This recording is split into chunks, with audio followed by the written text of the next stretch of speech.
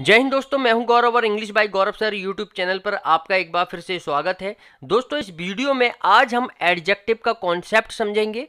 अब तक आपने जो एडजेक्टिव पढ़ा है या किताबों से रटा है या अपनी क्लास में जो मैम होती है उन्होंने रटवाया है कि एडजेक्टिव क्या होता है, कि एडजेक्टिव नाउन की क्वालिटी बताता है या एडजेक्टिव नाउन की क्वांटिटी बताता है, बस इतना सा कॉन्सेप्ट अभी तक आपने रटा है, समझा है, पढ़ा है।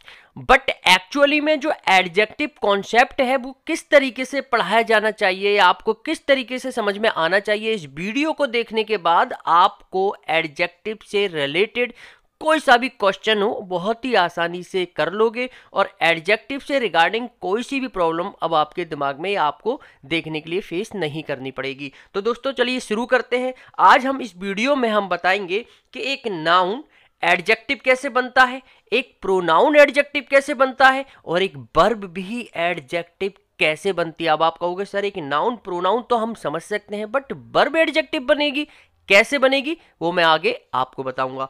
तो दोस्तों मैं आपको बता देना चाहता हूं एडजेक्टिव और सब्जेक्ट, यानी कि जेक्ट लिया हमने सब्जेक्ट से, ऐड लिया एडजेक्टिव से, यानी कि जो सब्जेक्ट के साथ ऐड हो जाता है तो बन जाता है एडजेक्टिव। क्या बन जाता है? एडजेक्टिव बन जाता है। तो अब यहां पर हम सीखेंगे कि एक नाउन एक एडजेक्टिव कैसे बनता है। ओके, यहां तक मैं आपको बेसिक समझा चुका हूं, तो यहां से अब स्टार्ट करेंगे कि एक नाउन एडजेक्टिव कैसे बनता है। तो जब तक मैं इसको इरेज कर लेता हूं, तो दोस्तों अब हम आपको बताएंगे कि नाउन एक एडजेक्टिव के रूप में कैसे बनता है। तो यहाँ पर कुछ मैंने एग्जाम्पल्स लिखे हैं, इनके माध्यम से मैं आपको बहुत ही आसान और सरल भाषा में बताऊंगा।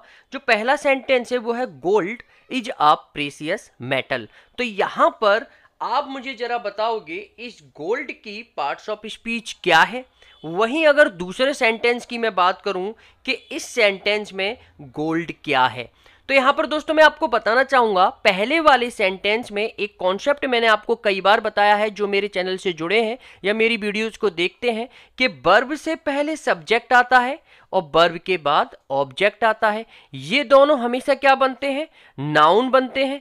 और यहां पर आप देख सकते हैं इज क्या है? वर्ब है। वर्ब से पहले ये जो गोल्ड आया है क्या बन गया? सब्जेक्ट बन गया। सब्जेक्ट जब बन जाता है तो नाउन बन जाता है। तो ये गोल्ड यहां पर क्या है? नाउन है। यानी कि इस सेंटेंस में इस गोल्ड की जो पार्ट्स ऑफ स्पीच है वो क्या है? वो नाउन है। लेकिन सेकंड वाले सेंटेंस में देखते हैं, आई हैव अ गोल्ड चेन। तो यहां पर मैंने आपको बताया था आ क्या है? आर्टिकल है। और आर्टिकल किसके लिए आते हैं? हमेशा और हमेशा नाउन के लिए आते हैं। तो चैन यहां पर नाउन बन रहा है। एम आई राइट? तो आप कहोगे बिल्कुल ठीक है सर, यहां पर चैन नाउन है और नाउन से पहले जो वर्ड आता है वो क्या बन जाता है? वो एडजेक्टिव बन जाता है। तो दोस्तों मुझे जरा बताओ इस गोल्ड में और इस गोल्ड में किसी स्पेलिंग का कोई डिफरेंस है क्या? जो GOLD यहां पर लिखा है वही GOLD यहां पर लिखा है, बट प्लेस वैल्यू किसका फर्क है? प्लेस वैल्यू का। इसलिए इंग्लिश में वर्ड इंपॉर्टेंट नहीं होता है, वर्ड की प्लेस वैल्यू इंपॉर्टेंट होती है। तो यहां पर जो गोल्ड नाउन बन रहा है वही गोल्ड और वही स्पेलिंग वाला वर्ड यहां पर दूसरे सेंटेंस में एडजेक्टिव बन रहा है। तो बन गया ना नाउन एज एडजेक्टिव। कैसे बनता है मैंने आपको बता दिया कि यहां पर गोल्ड क्या बन गया? अब एडजेक्टिव बन गया। कुछ और उदाहरण से देखते हैं। Red is my favourite colour. यहां पर अगर हम रेड की बात करें तो बताइए क्या है, और वहीं दूसरे सेंटेंस में हम रेड की बात करें तो बताइए यहां पर इसकी पार्ट्स ऑफ स्पीच क्या है। तो दोस्तों पहले सेंटेंस में इज हमारा वर्ब है।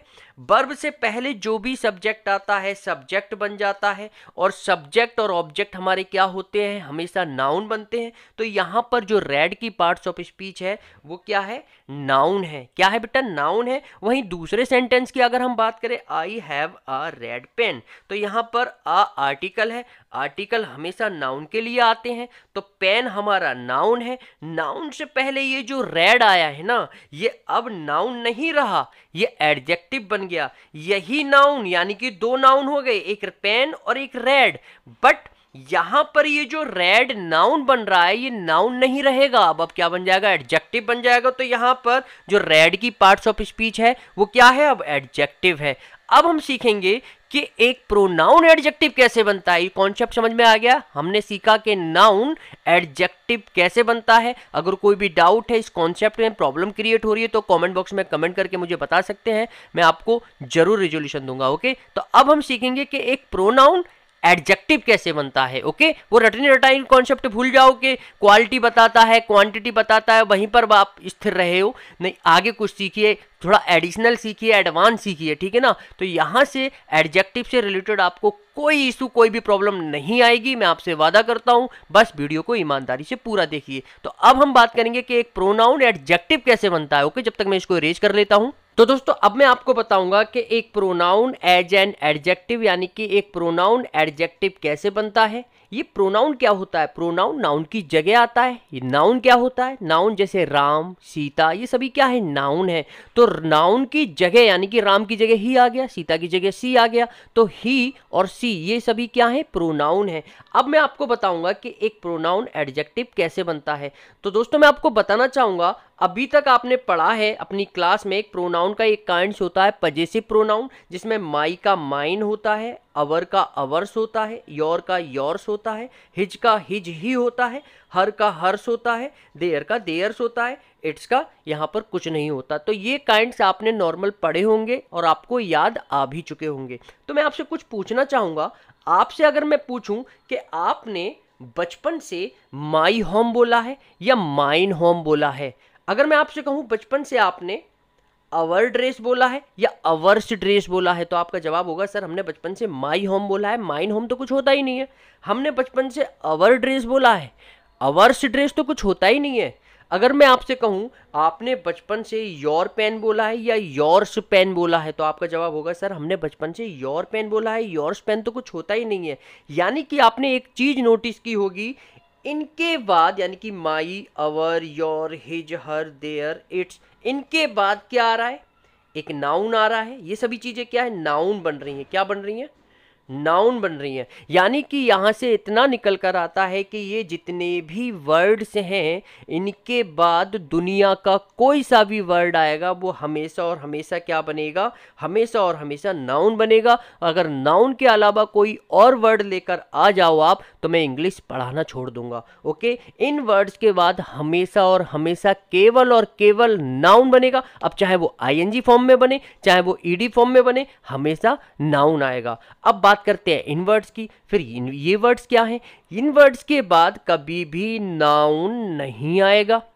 इन वर्ड्स के बाद कभी भी नाउन नहीं आएगा। तो फिर ये क्या हुए, चलो मैं एक उदाहरण लिखता हूं। उदाहरण के माध्यम से, एग्जाम्पल के माध्यम से आपको और अच्छे तरीके से समझ में आएगा। मैं अगर यहां पे लिखूं Ram he is going to market, तो अगर मैं आपसे पूछूं ये सेंटेंस करेक्ट है या इनकरेक्ट, तो आपका आंसर होगा सर ये तो इनकरेक्ट है।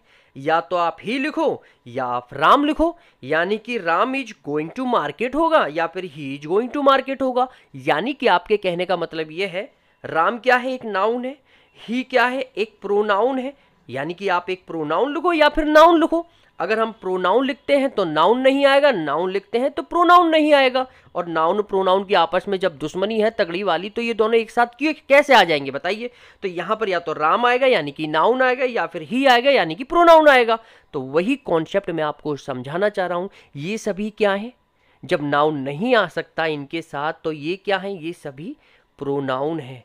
क्या है, प्रोनाउन है। और इन्हीं का एक काइंड होता है माई, आर, योर, ये सभी क्या है, ये हमारे एडजेक्टिव हैं। तो इसलिए आप कॉन्सेप्ट को ध्यान से समझिए। ये जितने भी वर्ड्स हैं ये प्रोनाउन के काइंड में तो आते हैं, बट ये प्रोनाउन नहीं है। तो फिर ये क्या हुए, जब ये नाउन से पहले आ रहे हैं, ये नाउन है ना, होम, ड्रेस, पेन, ये नाउन से पहले आ रहे हैं, तो क्या बन जाएंगे, एडजेक्टिव बन जाएंगे। और वहीं ये इनके साथ तो नाउन आ ही नहीं सकता है। क्या राम के साथ ही आ सकता है, नहीं आ सकता। जब राम के साथ ही नहीं आ सकता, यानी कि प्रोनाउन के साथ नाउन नहीं आ सकता, तो ये क्या बन गए, ये प्रोनाउन बन गए। आ गया कॉन्सेप्ट समझ में? यानी कि यहाँ पर माई एडजेक्टिव, आर एडजेक्टिव, सभी एडजेक्टिव बनते हैं और इनके बाद दुनिया का, ग्रामर का कोई सा भी वर्ड आएगा वो हमेशा और हमेशा नाउन बनेगा। तो ये कॉन्सेप्ट अगर आपके समझ में नहीं आया प्लीज कमेंट बॉक्स में कमेंट कीजिए, मैं निश्चित ही आपकी हेल्प करूंगा। अब मैं आपको बताऊंगा कि एक वर्ब एडजेक्टिव कैसे बनती है। ओके, तो जब तक मैं इसको इरेज कर लेता हूं, अगर कोई भी डाउट है तो प्लीज कमेंट बॉक्स में कमेंट कीजिए। अगर वीडियो अच्छी लगी तो दोस्तों को शेयर कीजिए, लाइक कीजिए। अब हम बताएंगे कि एक वर्ब एडजेक्टिव कैसे बनती है। ओके, तो दोस्तों वर्ब एडजेक्टिव कैसे बनती है उसको समझाने से पहले एग्जाम्पल के माध्यम से ये जो प्रोनाउन एडजेक्टिव कैसे बनता है उसका कॉन्सेप्ट मैं आपको और आसान और सरल भाषा में क्लियर कर देता हूं। यहां पर मैंने एक एग्जाम्पल लिखा है, this is my house that is yours house. तो यहां पर जरा मुझे बताइए कि इसमें कहां पर एरर है। तो दोस्तों मैं आपको बताना चाहूंगा, this is my house that is yours house. तो आपने बचपन से योर्स हाउस बोला है या योर हाउस बोला, और इसी तरीके से एग्जामिनर आपके एग्जाम में कंफ्यूज करने के लिए आपको इस तरीके से एरर देगा क्वेश्चन में। तो यहां पर जो एरर है वो है, यहां पर योर कर लो यानी कि योर हाउस बोल लो, या फिर सिर्फ यो हाउस हटा दो यानी कि योर्स हो जाएगा। यहां पर हाउस हट जाएगा, यहां पर क्या रह जाएगा, योर्स रह जाएगा। इस योर्स का ही मतलब होता है योर हाउस, यानी कि योर्स में ही योर हाउस छुपा हुआ होता है, इसलिए यहां पर योर्स हाउस नहीं बोलते हैं, यानी कि इसके बाद नाउन नहीं लिखते हैं। ओके, बट यहां पर देखिए हाउस हमारा नाउन है, नाउन से पहले ये क्या है, नाउन है, नाउन से पहले ये जो माई है क्या बन रहा है, एडजेक्टिव बन रहा है। इसलिए मैं आपको बोल रहा था कि माई, योर, आवर, देयर, इनके बाद दुनिया का जो भी वर्ड आएगा हमेशा नाउन बनेगा।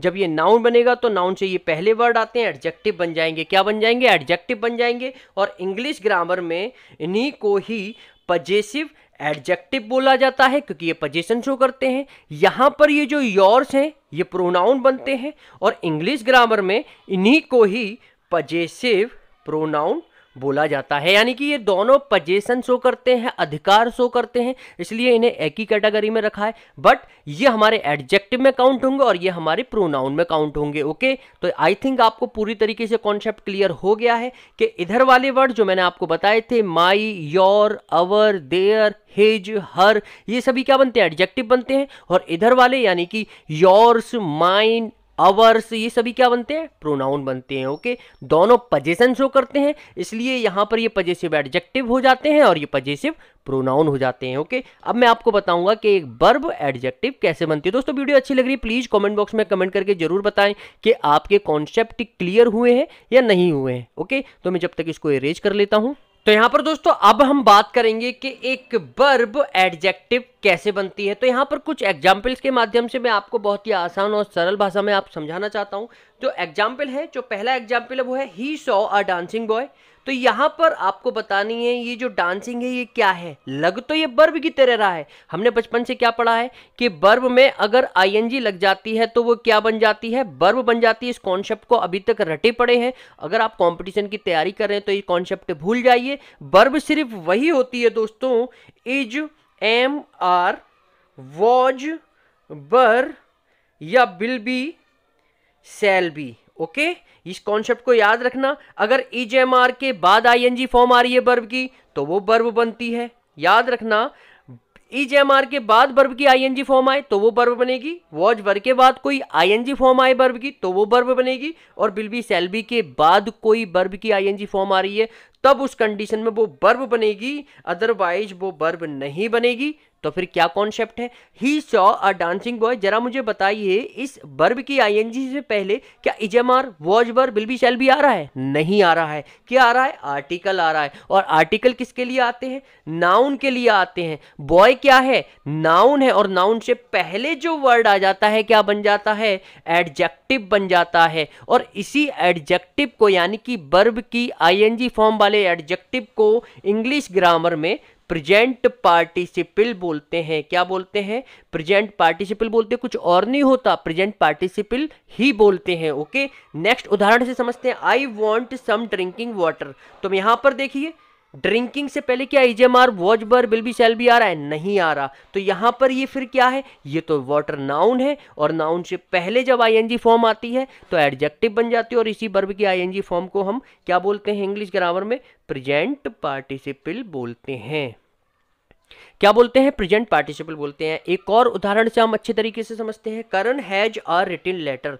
तो यहां पर जरा मुझे बताइए ये रिटन क्या है? ये लग तो वर्ब की तरह रहा है, बट ये वर्ब नहीं है। कैसे वर्ब नहीं है? क्योंकि यहां पर आर्टिकल आ रहा है, और आर्टिकल किसके लिए आते हैं? नाउन के लिए आते हैं। लेटर हमारा नाउन है, नाउन से पहले जो वर्ड आता है एडजेक्टिव बन जाता है, और इसी वर्ब की सेकंड और थर्ड फॉर्म वाले वर्ड को, यानी कि वर्ब की सेकंड और थर्ड फॉर्म जब एडजेक्टिव का काम करती है तो इसी को हम क्या बोलते हैं? पास्ट पार्टिसिपल बोलते हैं। क्या बोलते हैं? पास्ट पार्टिसिपल बोलते हैं। ओके, नेक्स्ट उदाहरण देखते हैं। I saw a broken chair. तो यहां पर आ क्या है? आर्टिकल है, आर्टिकल नाउन के लिए आता है, चेयर हमारा नाउन है, नाउन से पहले ये जो ब्रोकन आ गया एडजेक्टिव बन गया, और इसी वर्ब की सेकंड और थर्ड फॉर्म वाले एडजेक्टिव को इंग्लिश ग्रामर में पास्ट पार्टिसिपल बोलते हैं। बस कुछ और नहीं होता है बच्चों, यही होता है। यानी कि या तो आप एडजेक्टिव बोल लो, पास्ट पार्टिसिपल बोल लो। अगर वर्ब की आईएनजी फॉर्म आ रही है वो भी एडजेक्टिव बनेगी, वर्ब की सेकंड और थर्ड फॉर्म आ रही है वो भी एडजेक्टिव बनेगी, बट ये एडजेक्टिव यानी कि वर्ब की आईएनजी फॉर्म प्रेजेंट पार्टिसिपल कहलाई जाएगी, और सेकंड और थर्ड फॉर्म पास्ट पार्टिसिपल कहलाई जाएगी, जो नॉन फाइनाइट वर्ब्स का काइंड है। अगर आपने नॉन फाइनाइट और फाइनाइट वर्ब्स की वीडियो नहीं देखी है तो आप मेरी प्लेलिस्ट में जाकर देख सकते हैं। वहां पर मैंने फाइनाइट और नॉन फाइनाइट वर्ब्स से जो भी काइंड होते हैं, चाहे वो जीरंड हो, इन्फिनेटिव हो, प्रेजेंट पार्टिसिपल हो, पास्ट पार्टिसिपल हो, परफेक्ट पार्टिसिपल हो, सभी को बहुत ही आसान और सरल भाषा में बताया है। फटाफट वो जाकर वीडियो देखिए और अपने जो भी डाउट्स और प्रॉब्लम है उनको क्लियर कीजिए। तो दोस्तों अब आपको समझ में आ गया कि एक वर्ब एडजेक्टिव कैसे बनता है। तो आई थिंक ये वीडियो आपके लिए हेल्पफुल रही होगी, मैं डेफिनेटली बोल सकता हूं। अगर कोई भी डाउट या प्रॉब्लम अभी तक आपके दिमाग में रह गई है या फिर फेस करनी पड़ रही है तो प्लीज कमेंट बॉक्स में मुझे जरूर बताएं। Definitely I will help you. और नेक्स्ट वीडियो में फिर दोबारा से एक ग्रामर के धांसू रूल के साथ फिर मिलते हैं। जब तक के लिए आप अपना ख्याल रखिए। जय हिंद।